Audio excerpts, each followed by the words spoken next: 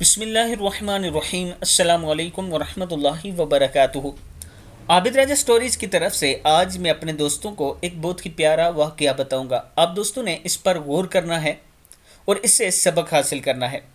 ایک شخص ہر روز رات کی تنہائی میں اللہ تعالیٰ کا ذکر کیا کرتا تھا۔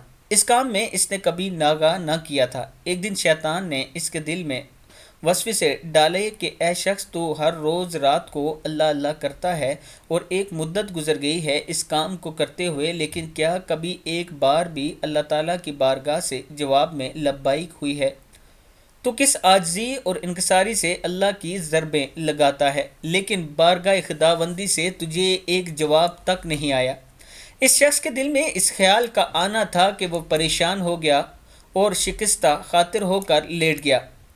خواب میں اسے حضرت خضر علیہ السلام کی زیارت ہوئی۔ آپ نے اس سے پوچھا، اے اللہ کے بندے، تو اللہ کے ذکر سے رک کیوں گیا ہے؟ کہنے لگا، میں تو ہر روز اللہ اللہ کرتا ہوں، لیکن جواب میں میرے پاس لبیک نہیں آیا، اس لیے میں اس بات سے ڈر گیا کہ شاید میں اللہ کی بارگاہ میں مردود ہوں۔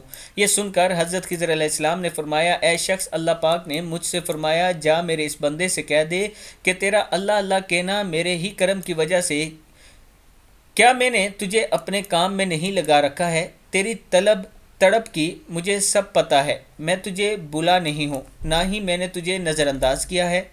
تیری ہر پکار پر اور ہر بار اللہ کہنے پر میں تجھے 1000 بار لبیک کہتا ہوں۔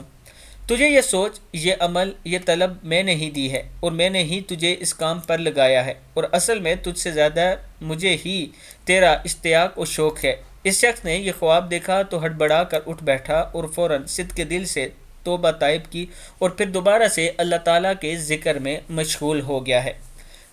دوستو، شیطان کے بہکاوے میں مت آیا کریں، اپنے رب کا ہر ٹائم شکر ادا کرتے رہا کریں اور ذکر اذکار کرتے رہا کریں۔